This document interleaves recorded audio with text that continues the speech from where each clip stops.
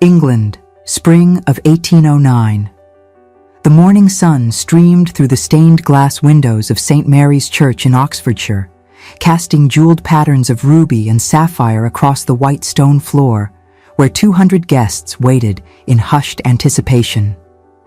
At the altar, Lady Juliana Fairmont stood perfectly still in her ivory silk gown, her gloved hands trembling slightly as they clutched a bouquet of white roses and lavender, her heart beating so loudly she was certain the entire congregation could hear it. She had waited for this moment through a year of proper courtship, through months of preparation and planning, through countless fittings and arrangements. Mr. Harold Dennison stood beside her, 45 years old, respected solicitor, longtime friend of her father, the Viscount, a man who had promised her security, respectability, and affection, if not the wild passion of youth. At 19, Juliana had convinced herself that passion was overrated, that what truly mattered was steadiness and devotion. Then Harold turned to face her, and she saw something terrible in his eyes, not love, but pity, and beneath it, something that looked remarkably like horror. If stories of love that defy society's cruelest judgments move your heart, subscribe now and join us on this journey. You won't want to miss what happens next. "Forgive me," Harold whispered, his voice barely audible above the rustle of silk and whispered speculation rippling through the pews. "Juliana, I cannot do this. I find myself mistaken." The church fell into shocked silence. Juliana's mind refused to comprehend the words, even as they echoed off the ancient stone walls. "This union," Harold continued, his face pale, "would be a disservice. I cannot, in good conscience, proceed." Before Juliana could speak, before she could even draw breath to respond, Harold Dennison turned and walked down the aisle, his footsteps echoing like gunshots in the terrible silence. The massive oak doors swung closed behind him with a finality that seemed to seal Juliana's fate. For a long moment, she stood frozen. Then the whispers began, soft at first, then growing in volume like a rising tide.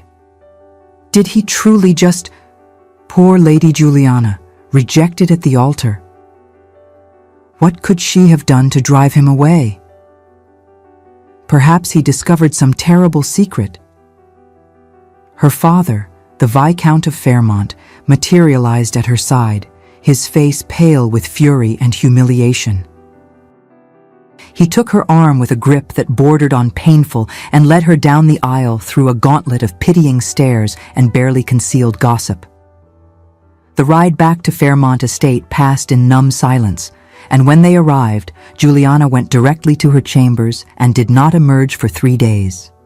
The scandal rippled through society like a stone thrown into still water. Within a week, every drawing room in England buzzed with speculation about what Lady Juliana Fairmont must have done to cause such a dramatic rejection. Harold Dennison, for his part, left for the continent immediately, and his solicitor issued a brief statement expressing his client's deep regret for any pain caused, but offering no explanation for his actions. Juliana became a ghost in her own home, moving through the rooms like a specter, barely eating, speaking only when directly addressed. Her mother tried everything: gentle coaxing, stern lectures, introduction of potential suitors, but Juliana refused all callers with a polite but immovable coldness.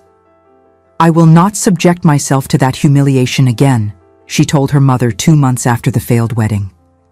"I will remain unmarried. It is my choice." The Viscountess threw up her hands in despair, but eventually the family accepted what they viewed as Juliana's stubborn pride. The season came and went without her attendance. Then another, and another. Time, that relentless force that respects neither wealth nor status, continued its inexorable march forward. Juliana aged from 19 to 20, then 21, 22, 23. Each year, her prospects diminished further, until even her family stopped mentioning marriage. She had become, in the parlance of the ton, a confirmed spinster. Her reputation tarnished beyond repair, a cautionary tale whispered to young debutantes about the dangers of pride and pickiness.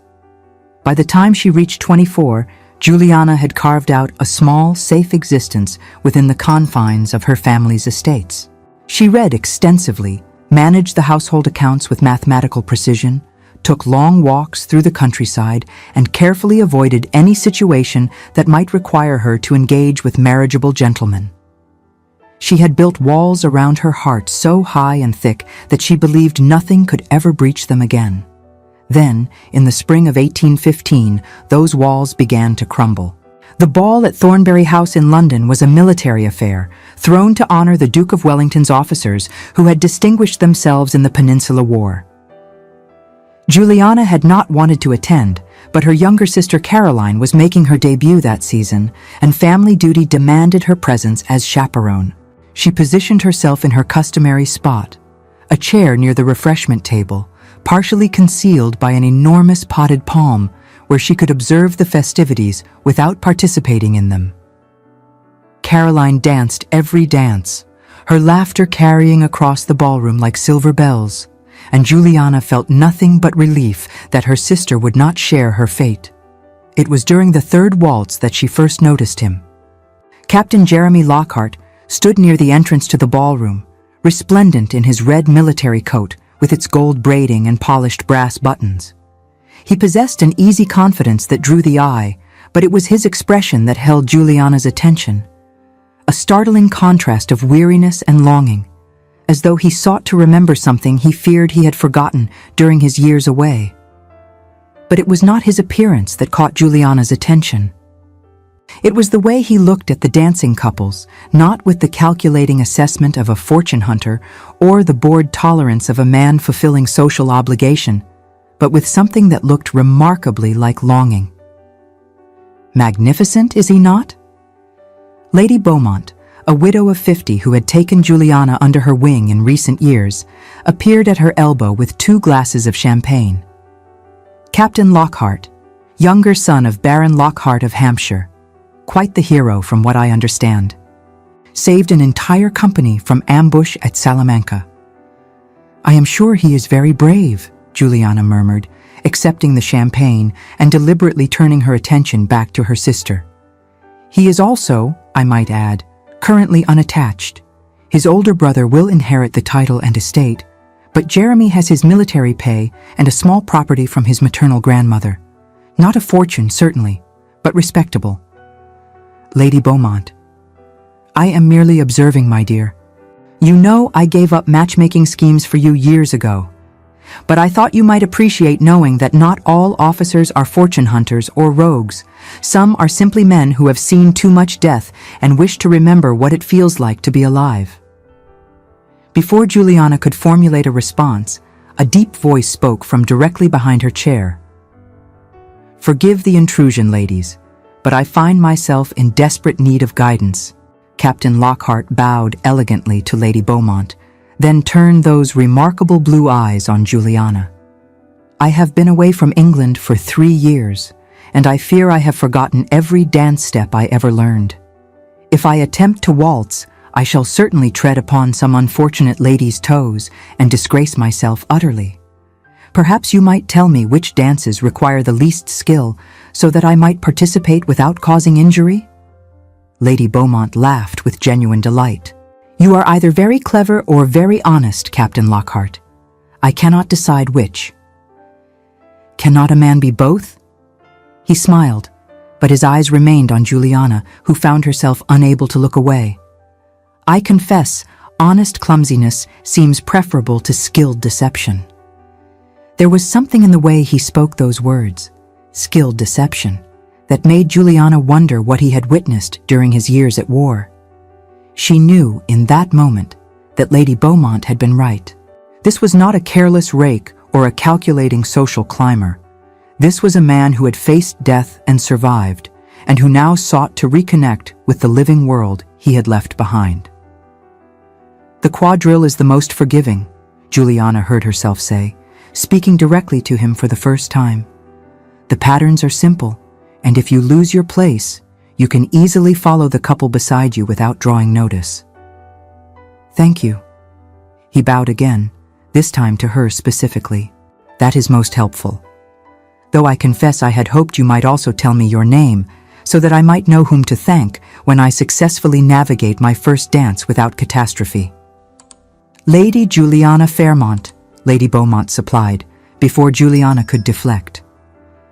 "And I am Lady Beaumont, though I suspect you already knew that, you charming scoundrel." "I would never presume," he replied, his eyes still holding Juliana's. "But now that we have been properly introduced, might I be so bold as to request that very quadrille with Lady Juliana? I find I would be significantly braver knowing I had such knowledgeable guidance." Every instinct Juliana possessed screamed at her to refuse, to retreat behind her carefully constructed defenses. But something in his expression, a vulnerability beneath the charm, a genuine hopefulness, made her hesitate. "I do not dance, Captain Lockhart," she finally said. "Neither do I, as I have just confessed," he replied. "Perhaps we might stand together upon the floor and lend each other courage. I find myself in dire need of an ally who understands this complex social battlefield."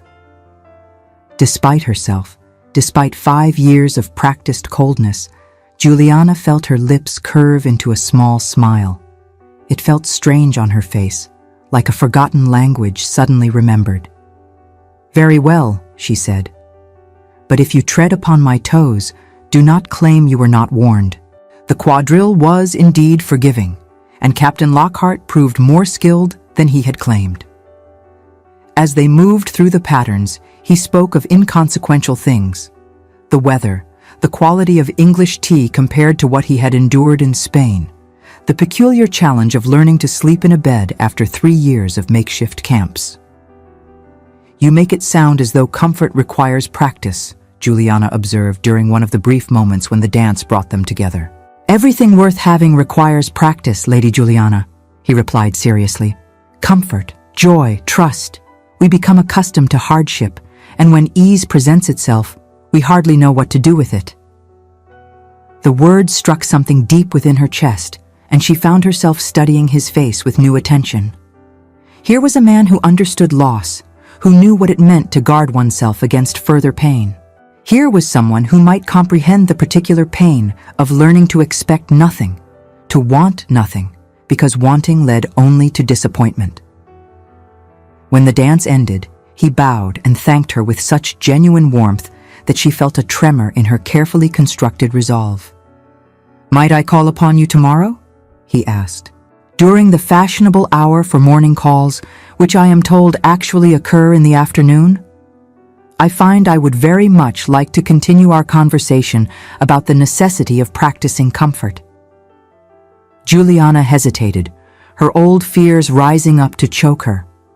But Lady Beaumont, still watching from her chair, gave the smallest nod of encouragement. "You may call," Juliana said quietly. "Though I warn you, Captain, I am not an easy acquaintance. I have very little practice at comfort, and I fear I have forgotten how to want it." "Then perhaps we might remember together," he replied, and bowed once more before disappearing into the crowd. Jeremy Lockhart called the next day, and the day after that, and the day after that. He brought wildflowers and books, spoke of war without glorifying it, shared his fears and failures, as well as triumphs. Slowly, Juliana began to emerge from her self-imposed exile. She found herself looking forward to his visits, laughing at his stories, sharing pieces of her own history, though she never spoke of Harold Dennison or the wedding that had shaped her adult life. "You are like a fortress," Jeremy told her one afternoon as they walked through Hyde Park. "Beautiful and strong, but built for defense rather than welcome." "Perhaps I have reason for my defenses," she replied. "I do not doubt it," he said gently. "But fortresses are lonely places, Juliana. I have garrisoned enough of them to know."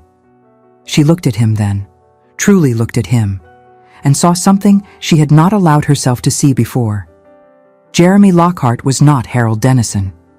He was young, vital, passionate, and he looked at her as though she was the most remarkable thing he had ever encountered.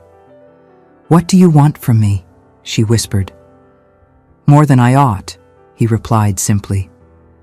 "I wish to understand the stories you hide behind those careful eyes. I wish to see you smile without that shadow of hesitation. And when this damnable war is truly over, when I can resign my commission, I want to marry you and spend the rest of my life proving that not all promises are broken." Marriage, promise, the very concepts that had destroyed her 5 years earlier. "I cannot," she said, pulling her hand from his arm. "Jeremy, you do not understand." "Then help me understand." He moved to face her directly. "Tell me why you hide yourself away. Tell me who hurt you so badly." And so, standing there in Hyde Park, Juliana told him. She told him about Harold Dennison, about the altar, about the whispers and the shame. When she finished, he took both her hands in his. "Then he was a fool," Jeremy said fiercely. "And I am glad of his foolishness, because it means you were still unattached when I found you." He paused, his blue eyes searching hers. "I will not ask you to trust my words, Lady Juliana. I ask you to trust my sacrifice. When I can resign this commission and lay down my sword, I will use my time and my name to rebuild the reputation that cowards stole from you. The price of our union will be paid by me, and I will do so gladly." She wanted to believe him. God, how she wanted to believe him. But trust came slowly to wounded creatures. He kissed her then, right there in Hyde Park with her maid watching and several scandalized matrons passing by. It was brief, chaste by any objective measure, but it sealed something between them that words could not undo. "Wait for me," he whispered against her lips. "Promise me you will wait." "I promise," she whispered back, and felt the last of her walls crumble into dust. The weeks that followed were a fever dream of stolen moments and passionate declarations. Jeremy was leaving for Belgium in early June. Wellington was gathering forces to face Napoleon's latest campaign. They had so little time, and Jeremy seemed determined to fill every moment with intensity enough to last through their separation. Juliana's family hosted a ball in mid-May, and Jeremy attended in full dress uniform.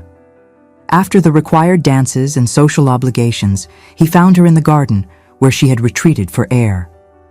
"I leave in 2 weeks," he said without preamble. "Juliana, I need you to know, if something happens to me, if I do not return—" "Do not speak of such things," she interrupted, fear clutching at her heart. "I must," he insisted. "I have faced battle enough times to know that death plays no favorites. But I need you to know that these months with you have been the happiest of my life. You have given me something to fight for beyond duty and honor. You have given me a future to dream of." "Then come back to me," she said fiercely. "Come back and make those dreams real." "I will," he promised, pulling her into his arms. "I swear to you, Juliana, I will come back. We will be married. We will have children. 3 at least, I think. We will grow old together and bore our grandchildren with stories of how we found each other." She kissed him then, not the chaste kiss of Hyde Park, but something desperate and claiming. The kiss deepened, became something more urgent, and when his hands moved to her waist, pulling her closer, she did not resist. "Juliana," he breathed against her neck, "we should stop. I should not." Instead of speaking, she silenced him with another determined kiss, her hands tightening on his shoulders, refusing to let him go. When he pulled back to search her face, to give her one last chance to reconsider, she met his gaze steadily, her choice clear in the way she drew him deeper into the shadows, away from the ballroom lights. "You are certain?" His voice was rough with desire barely held in check. "If we do this, there is no undoing it." She answered not with words, but by reaching for him again, her actions speaking what propriety would never allow her to say aloud. What followed was both tender and passionate, hidden in the shadows of her family's garden while music drifted from the ballroom above. It was reckless, improper, and completely outside the bounds of acceptable behavior. But Juliana had spent 5 years being proper, being cautious, being safe. For once in her life, she wanted to feel alive, to claim something for herself, regardless of consequences. Afterwards, as they straightened their clothing and prepared to return to the ball separately, Jeremy held her face between his hands. "When I return," he said solemnly, "we will be married immediately. I will not have you compromised by my selfishness." "It was not selfishness," she replied. "It was us, and I regret nothing." "Nor do I," he said, "but I will not rest easy until you are my wife in truth, not just in heart." They returned to the ball, and if anyone noticed their absence, they were too polite to mention it. 2 weeks later, Jeremy departed for Belgium, and Juliana watched his ship disappear over the horizon, certain he would return. She was 24 years old, and for the first time since that terrible day at the altar, she allowed herself to hope. It was the last time she would see Captain Jeremy Lockhart alive. The Battle of Waterloo took place on June 18, 1815. The reports that filtered back spoke of great victory: Napoleon defeated, war ended, Wellington triumphant. But the casualty lists told a different story. 50,000 men killed or wounded. Captain Jeremy Lockhart was listed among the missing, presumed dead. His body was never found. When the official notification arrived at Fairmont Estate in early September, Juliana received it with numb disbelief. It was not possible. Jeremy had promised. But as weeks passed without word, without miracle, reality settled over her like a suffocating blanket. Jeremy was gone. The future they had planned, the promises they had made, all of it buried somewhere in Belgian soil. She grieved silently. Her family attributed her pallor to general mourning. Even Carolyn assumed her sister mourned a friend rather than a lover. Then, in late August, Juliana's monthly courses failed to arrive. At first, she told herself it was stress, grief. But when September passed without blood, when her breasts became tender and nausea struck each morning, the terrible truth became undeniable. She was carrying Jeremy Lockhart's child. The knowledge struck her with the force of a physical blow. She was unmarried, ruined, pregnant with a dead soldier's child. If anyone discovered her condition, complete social ruin would follow for her and her family. But worse than any of that was the thought of the child itself. Jeremy's child, conceived in love, now condemned to a life of shame and illegitimacy through no fault of its own. For 3 days, Juliana barely ate or slept, her mind racing through impossible options. She could not hide a pregnancy indefinitely. She could not claim legitimacy without an engagement. She could not, would not, seek out the women who provided darker solutions. Which left only one option, horrible as it was. She would have to leave, have the baby in secret, and then give it away. With trembling hands, she wrote to her father's sister, Lady Margaret Fairmont, who lived in Edinburgh, requesting an extended visit. Lady Margaret agreed immediately, and the Viscount, concerned about his daughter's melancholy, approved readily. In late September of 1815, Juliana traveled north to Edinburgh, carrying within her the last living piece of the man she had loved and lost. Edinburgh was colder than Oxfordshire, windier, with a wildness in the air that matched something inside Juliana's broken heart. Margaret listened with growing horror as Juliana confessed the truth. "Oh, my dear child," Margaret whispered. "You have been carrying this burden alone all these weeks?" "I did not know what else to do," Juliana replied. "Aunt Margaret, I am so afraid. The child is innocent. It deserves better than to be born a bastard." "Your mistake was loving," Margaret said firmly, "and that is never truly a mistake. We will manage this together." For 5 months, Juliana lived in near isolation. As her belly swelled with Jeremy's child, she found herself talking to it during the long Scottish nights, telling it about its father's blue eyes and brave heart, about promises that would never be kept. In mid-February of 1816, on a night when winds howled down from the highlands, Juliana's labor began. It was long and difficult, lasting through the night.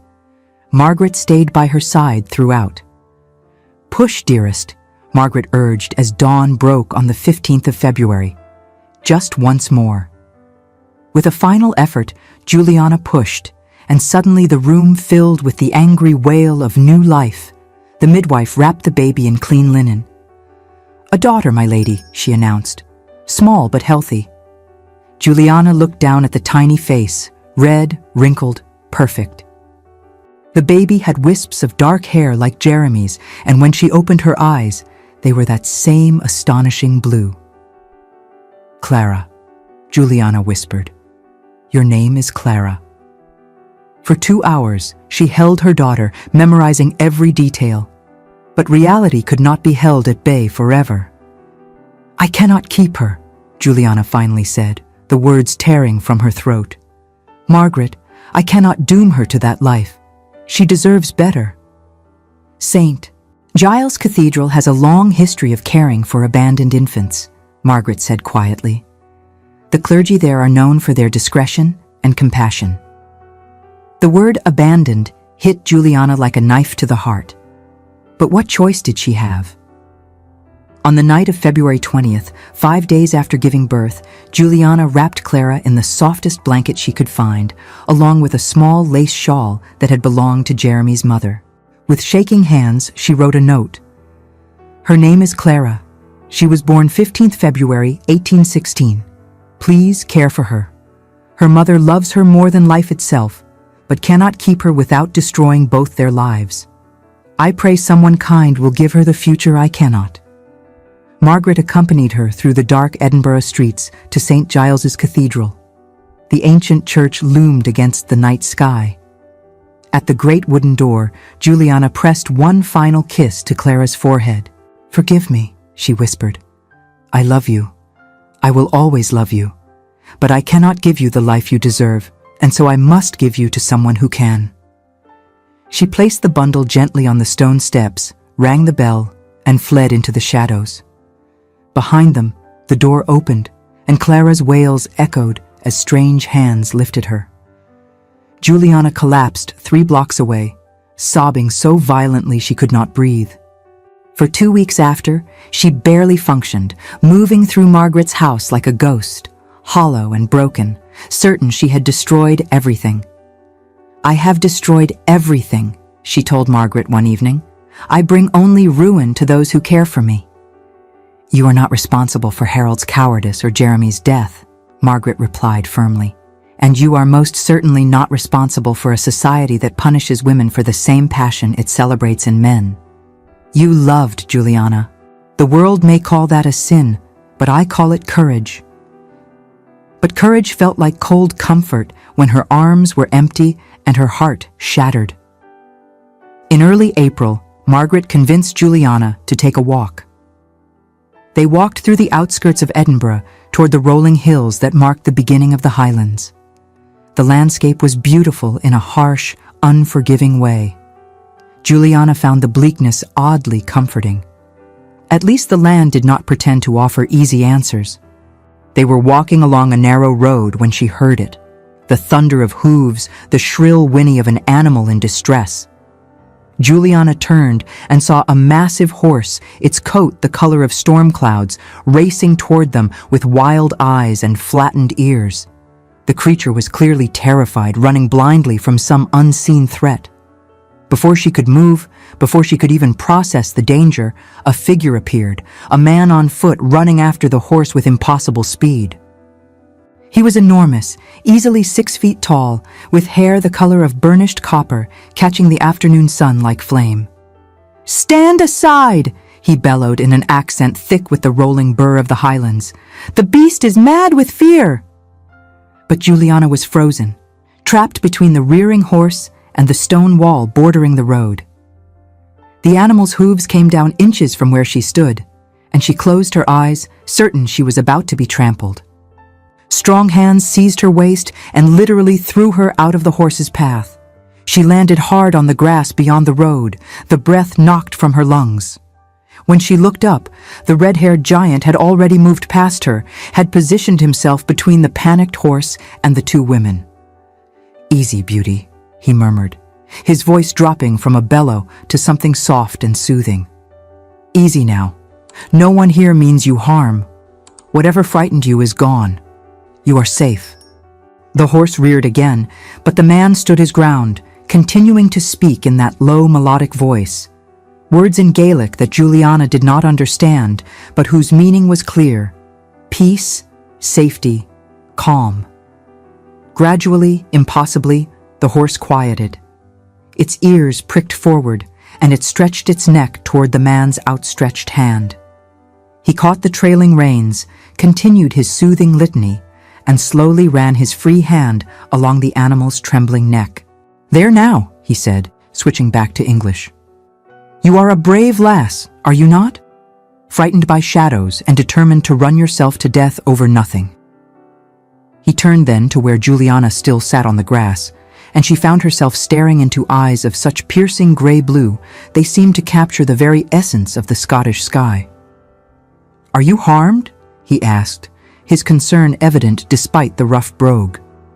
"That was a near thing. You should not freeze in the path of frightened creatures. They cannot help their fear." "I am unharmed," Juliana managed, though her voice shook. "Thank you. You saved my life."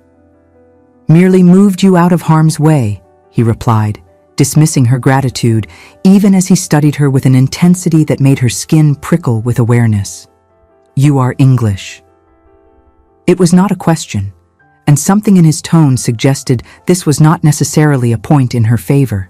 "I am visiting my aunt," Juliana said, gesturing to Margaret, who had been helped to her feet by a groom who had finally caught up with his master. "We were only walking." "On a road known for horse traffic," the man pointed out. "You might have been killed. But I was not, thanks to you." Juliana finally managed to stand, brushing grass and dirt from her walking dress. "To whom do I owe my life, sir?" The man's lips quirked in something that might have been amusement. "Callum MacLeod, Laird of Glenfinnan. And you need owe me nothing, lass. The Highlands take care of their own, and apparently their visitors." "Lady Juliana Fairmont," she replied automatically, then saw Margaret's horrified expression and understood. The MacLeods were legendary in Scotland. Ancient clan, fierce reputation, considered half-wild by Edinburgh society. Proper English ladies did not associate with Highland lairds.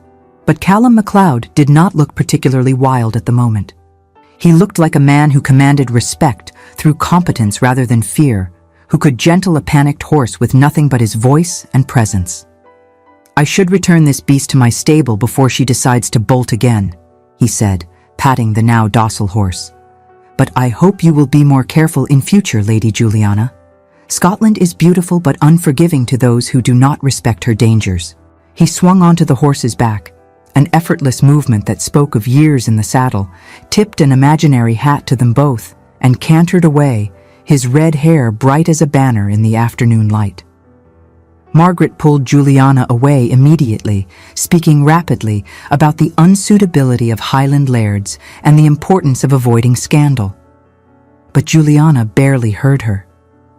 She was remembering those storm-colored eyes, the way he had spoken to the frightened horse, the strength in his hands when he had pulled her to safety. For the first time in months, she had felt something other than grief and shame. She had felt alive. She told herself it was coincidence when she saw him again 3 days later. She and Margaret had gone to Waverley Market for provisions, and there he stood, Callum MacLeod, haggling with a cloth merchant over the price of wool, his copper hair unmistakable in the crowd. He looked up as if sensing her gaze, and his stern face broke into a smile that transformed him from intimidating to almost boyish. "Lady Juliana," he said, approaching with long strides, "you are recovered from your fright?" "Completely," she replied, aware of Margaret's grip tightening on her arm. "And you? Is your horse well?" "Bonnie is excellent. She was startled by a adder in the grass, nothing more. She has a gentle soul despite her size." He glanced at Margaret, then back to Juliana. Are you finding Edinburgh to your liking? Very much so, Juliana said, and realized it was true. The city's wildness, its refusal to pretend civilization had completely conquered nature, appealed to something in her that had been sleeping. It is quite different from England. Better, you mean, he said with a grin that made it unclear whether he was joking or serious, though I admit I may be biased. Before Margaret could pull her away, he bowed. I am hosting a small gathering at my townhouse this Friday evening. A few friends, some music, nothing formal. If you would care to attend, both of you, I would be honored. I promise to keep all horses safely stabled. Margaret opened her mouth to refuse, but Juliana spoke first. We would be delighted, she said. Margaret's lecture lasted the entire walk home. Highland lairds were not suitable company. The MacLeods were notorious.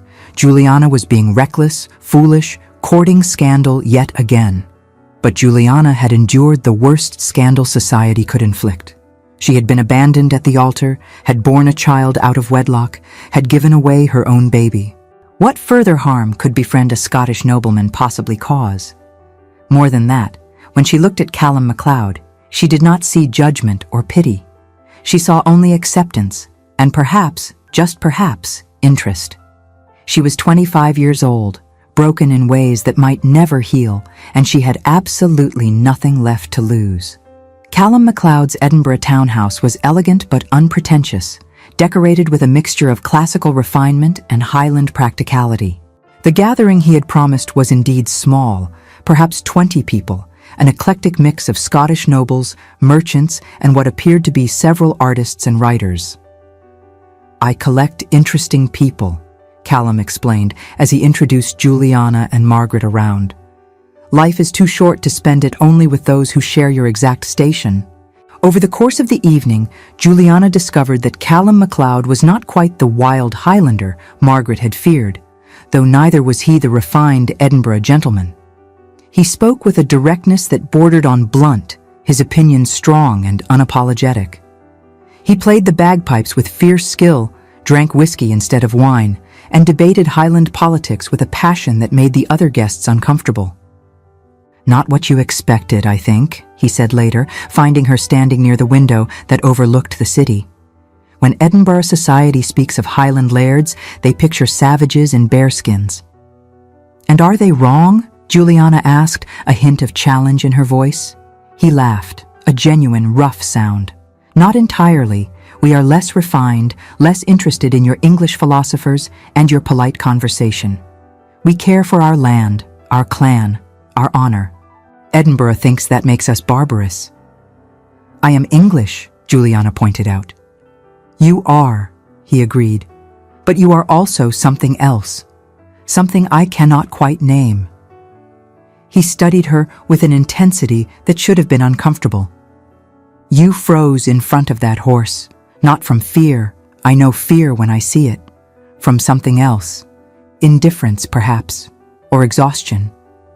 The observation was too close to truth for comfort. You know nothing about me, she said quietly, defensively.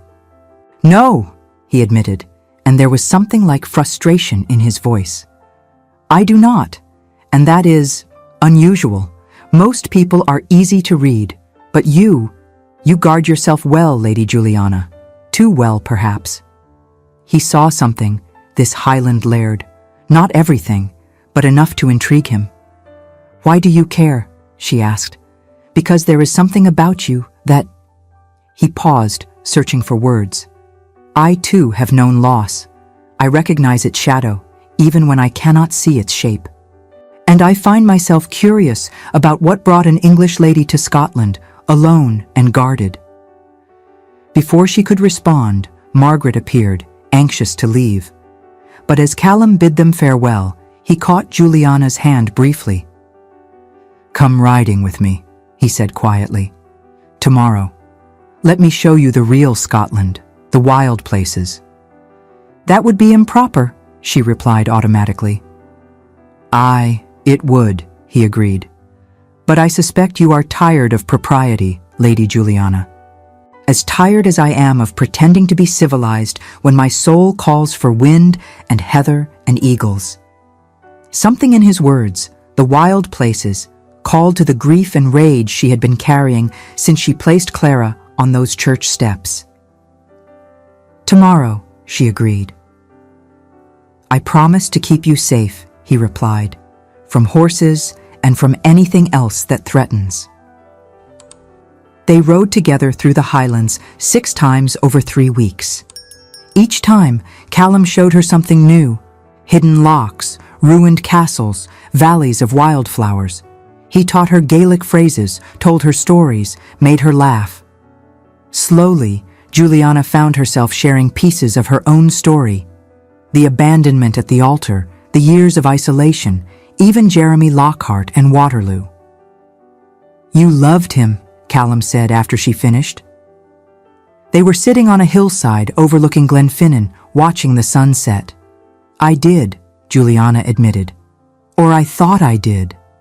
Now I wonder if I loved what he represented, proof that I was still capable of being chosen." "And do you think you are?" Callum asked. "Capable of being chosen?" "I think I am incapable of guarding my own spirit," she replied. "I have spent so long being rejected or pitied that I have forgotten how to believe I might be worth choosing." Callum was quiet for a long moment. Then he spoke, his voice low. "I watched my father drink himself to death after my mother passed," he said. "I was 19 when he finally died, barely old enough to take on the lairdship. For years I was angry, at him, at fate, at God himself." He turned to face her. "But I learned something important, Juliana. We cannot control what life takes from us. We can only control what we do with what remains. You have had terrible things happen, things not your fault, but you survived them. You are here, and that means you still have choices ahead of you." "What if I choose wrong again?" she whispered. "Then you will survive that too," he replied. He studied her face with that unsettling intensity. "You have told me you fear making mistakes, Lady Juliana, but I believe your only mistake was waiting so long to commit to something right.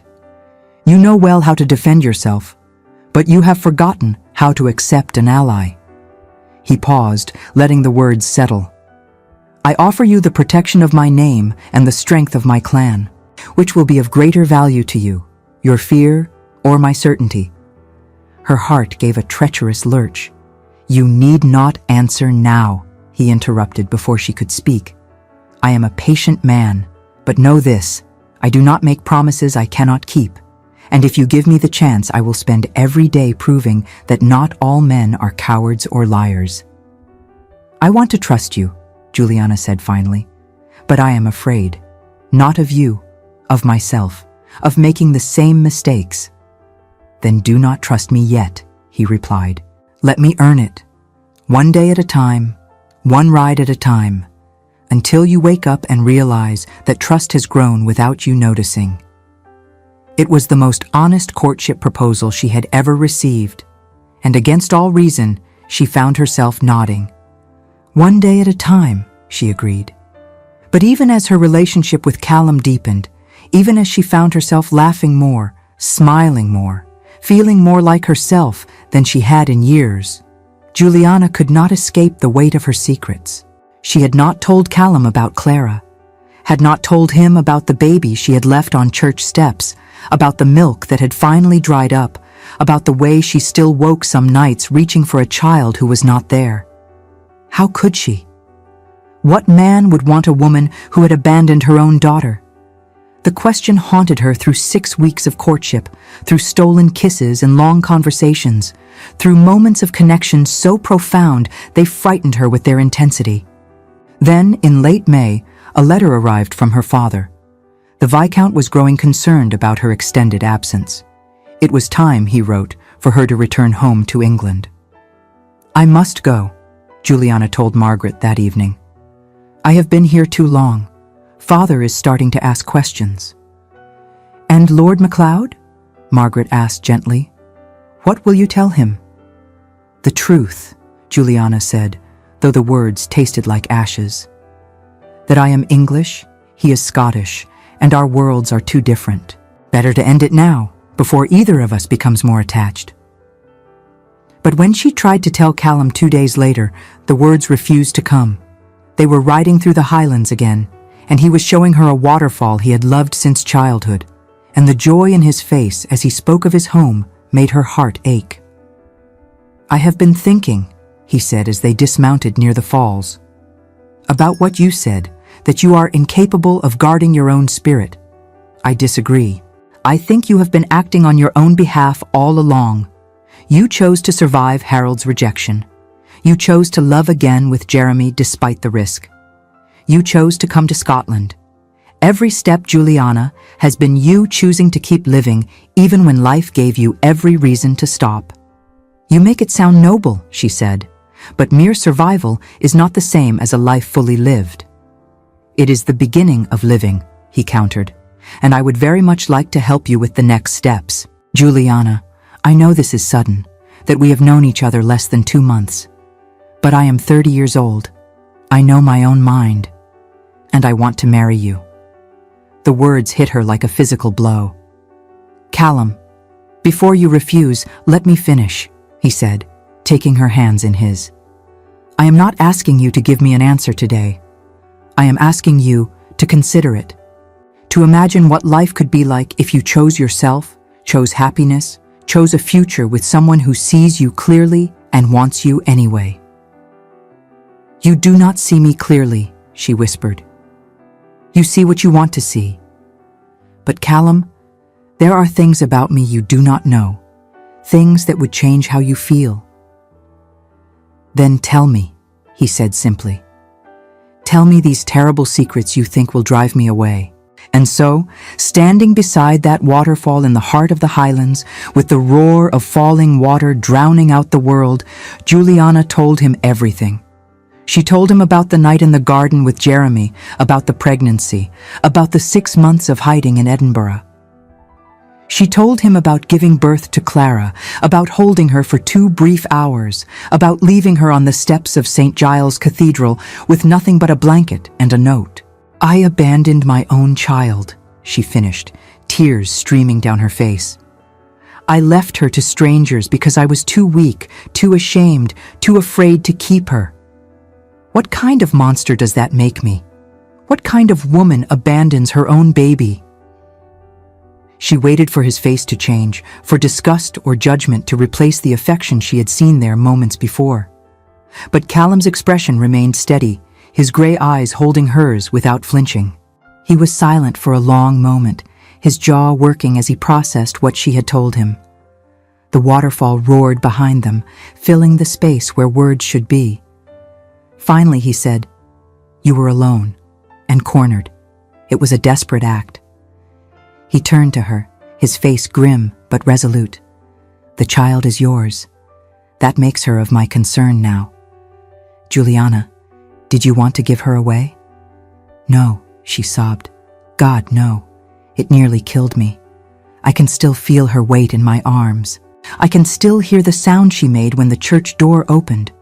I dream about her every night, what she looks like now, whether she is safe, whether whoever took her in loves her or merely tolerates her." "Then we will find her," Callum said, his voice brooking no argument. "We do not abandon our own.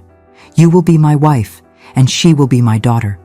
The MacLeods do not leave their blood to strangers when we have the means to reclaim them." "But she is out there somewhere," Juliana whispered.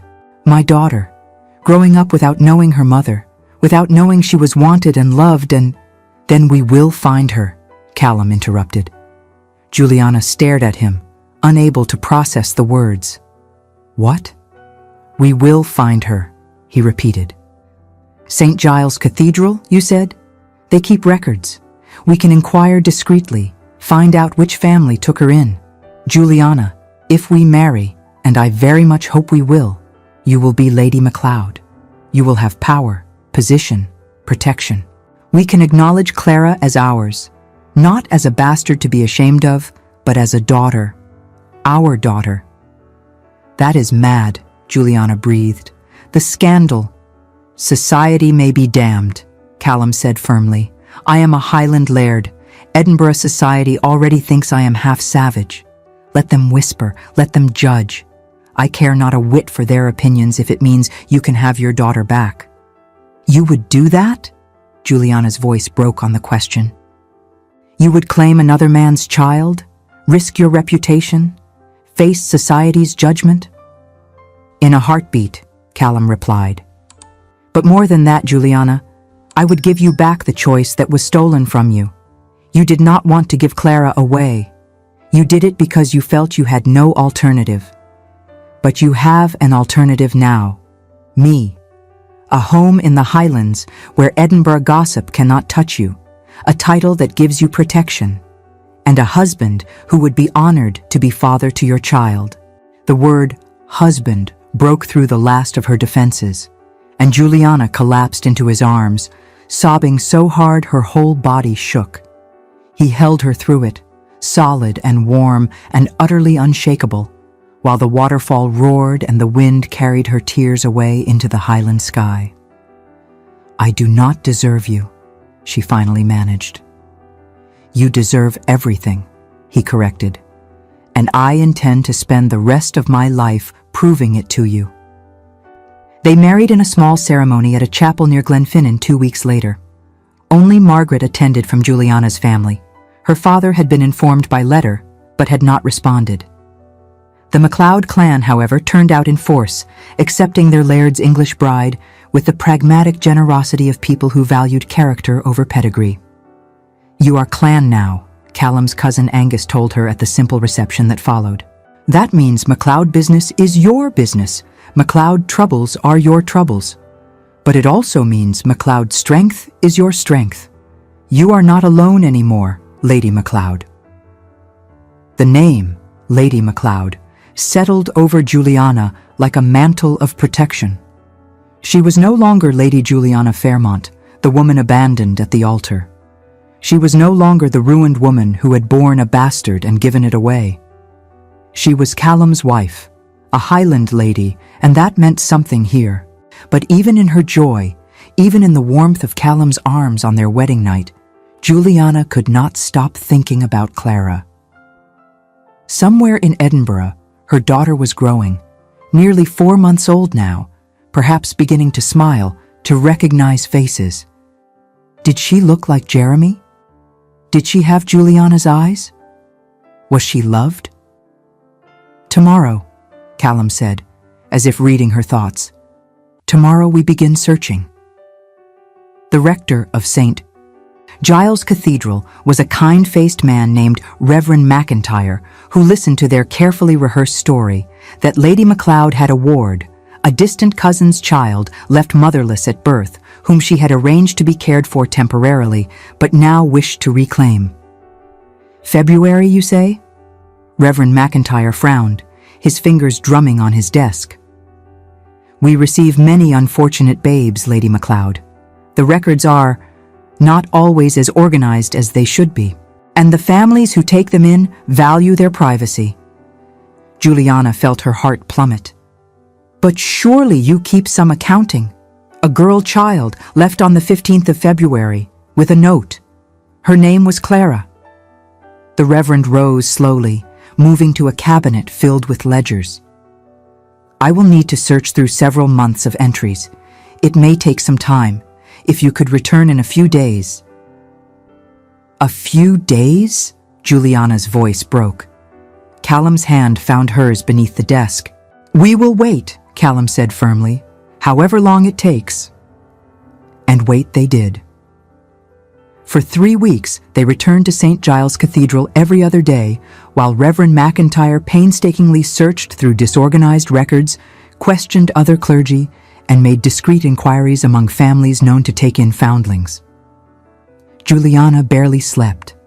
Every night, she imagined Clara lost forever, adopted by people who would never reveal themselves, or worse, sold to workhouses or sent away. The waiting was agony, each day stretching like years. Finally, on a gray afternoon in late June, Reverend McIntyre sent word. He had found her. "A wee girl," he confirmed when they arrived, breathless with hope and fear. left on our steps in February, named Clara according to the note. She was taken in by the Morrison family, farmers who had lost their own bairn some years prior. They lived just outside the city. Are they treating her well? Juliana whispered, hardly daring to breathe. Aye, very well, the Reverend assured her. The Morrisons are good people. They dote on the lass, but I must warn you, they have become very attached. This will not be easy for any of you. It was never going to be easy, Juliana said softly. But she is my daughter, and I have come to bring her home. The Morrisons' farm was small but well kept, the kind of place that spoke of hard work and honest living. Mr. and Mrs. Morrison met them at the door, their faces wary but polite, and showed them into a simple parlor where a cradle sat near the fire. Juliana's eyes went immediately to that cradle, her heart hammering so hard she thought she might faint. But Callum's hand at her back steadied her, reminded her that she was not alone in this. Reverend McIntyre said you have a claim on our Clara, Mrs. Morrison said, her Highland accent thick with emotion. Is that true? It is, Callum replied when Juliana could not find words. My wife placed the child at St. Giles's when she had no other recourse, but circumstances have changed. We are married now with a home and the means to care for her properly. She's happy here, Mr. Morrison said defensively. We love her like our own. She wants for nothing. I can see that, Juliana finally managed, finding her voice. And I am grateful, more grateful than you can possibly know, that you have cared for her, loved her, kept her safe. But she is my daughter, and I want her back. The word daughter changed something in the room. Mrs. Morrison's eyes widened, then filled with tears. You're her mother, she whispered, not a distant cousin, her true mother. I am, Juliana confirmed. I left her because I thought I had no choice, but I was wrong, and now I want to correct that mistake, if I can. Mrs. Morrison's face crumpled, and she turned away, one hand pressed to her mouth. Mr. Morrison stepped forward, his expression hardening with protective fury. You left her on church steps in February cold, he said, his voice shaking. We've held her through every cry, soothed every fear. She knows our voices, our touch. And now you come with your fine title and your Highland Laird and think you can just take her back? We do not think it, Callum said quietly. We know it will tear your hearts as surely as it tore Lady MacLeod's when she had to leave her. But she is her mother, and she has the means now to give Clara the life she deserves. And what of us? Mrs. Morrison turned back, tears streaming. We are nothing. We lose the bairn we've loved as our own and are simply meant to accept it? Callum was silent for a moment, then spoke carefully. I cannot give you Clara. She belongs with her mother. That is the way of things. But I will not erase the love you have given her these 4 months. You have been her family when she had none. He met their eyes directly.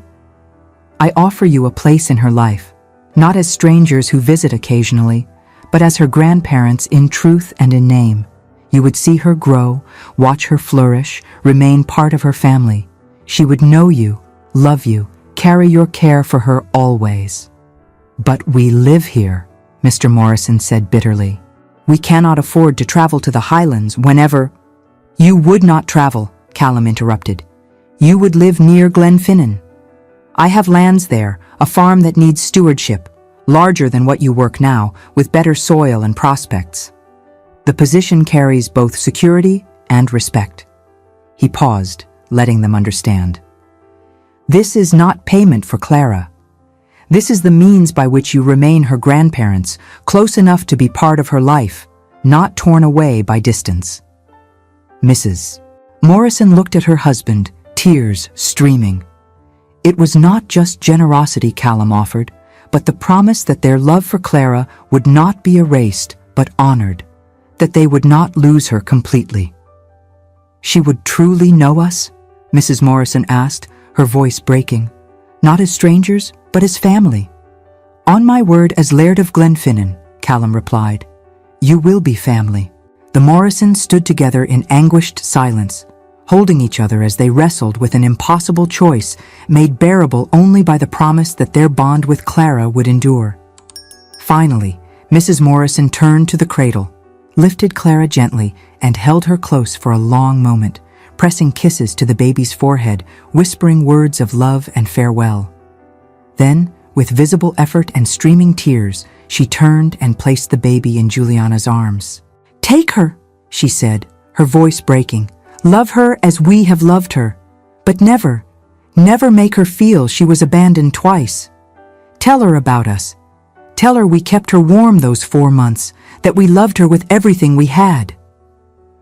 Juliana looked down at Clara, 4 months old now, with Jeremy's dark hair and her own brown-green eyes. The baby stared up at her with solemn curiosity, and Juliana felt something fundamental shift in her chest. "I swear it," Juliana whispered, looking up at the Morrisons through her own tears. "She will know you saved her when I could not. She will know that she was blessed with 2 families who loved her enough to do the hardest things. And you will be part of her life, not as strangers, but as the grandparents who gave her those first precious months of love." "We will," Mr. Morrison said gruffly, his voice thick with emotion. "And we will hold you to every word of that promise, Lady MacLeod." Then Glenfinnan Castle, seat of the MacLeod clan, rose from the Highland landscape like something from legend.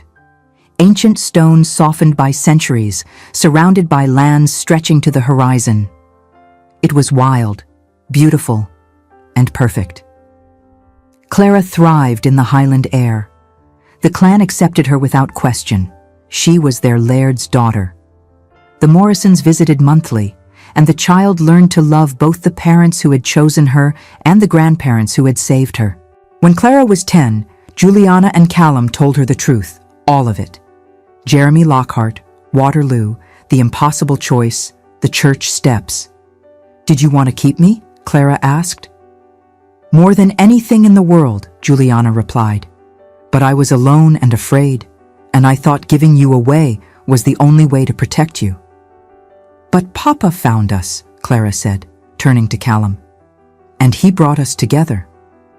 "I did," Callum confirmed, "because I could not imagine a world where you and your mother were separated when I had the power to unite you. You are my daughter, Clara, not by blood perhaps, but by choice." Clara threw her arms around both of them. "I love you, both of you, and Grandmama and Grandpapa Morrison too." Over the years that followed, Juliana and Callum had 2 more children, Duncan and Margaret. Clara grew up strong and confident, never made to feel shame for her birth circumstances. When she was 16, she fell in love with a young man from a neighboring clan, a Highland Laird's son who cared nothing for society's whispers. "She is happy," Callum observed one evening as they watched Clara walk through the gardens. "Our daughter is happy." "Our daughter," Juliana repeated. "There were years when I thought I would never say that again." "But she was not lost," Callum replied, pulling his wife close. "Because you survived long enough to find me, and I was stubborn enough to refuse to let you go. Love is stronger than shame, and family is built through choice." "I chose well when I chose you," Juliana said. "We chose well," he corrected, "when we chose each other, when we chose to fight for Clara, when we chose to build a family that defied society's cruel rules." 10 years had passed since that day at St. Giles's Cathedral. 10 years since Juliana had believed herself irredeemably broken. But standing there in the Highland twilight, surrounded by the family they had built through courage and stubborn refusal to accept limitations, Juliana finally understood the truth Callum had tried to teach her. She had always been acting on her own behalf.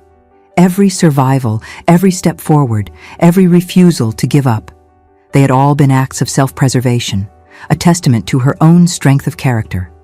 And in the end, those choices had led her not to ruin, but to redemption. Not because she was rescued by a Highland Laird, but because she had finally learned to believe she was worth rescuing, worth choosing, worth fighting for, and that, more than any happy ending, was the real miracle. Sometimes life asks us to make impossible choices. Like Juliana, you may have faced moments when every option seemed wrong, when you had to choose between unthinkable alternatives. Perhaps you carry shame for decisions made in desperation. But understand this: choosing survival is never wrong. Protecting yourself when you have no other options is not cowardice. The choices you made in your darkest moments do not define your worth or determine your future. Juliana believed the choice to leave Clara marked her as unworthy of love. But she was wrong. Her capacity for love was the very thing that eventually allowed her to reclaim what she thought was lost forever. Your past choices do not disqualify you from happiness. The mistakes you think define you are not the end of your story. Like Juliana, you still have the power to choose differently, to fight for what matters. You are not broken beyond repair. You are simply human, beautifully, achingly, courageously human. Tonight, know that you too can find your place of belonging, where your whole, complicated story is welcomed and celebrated.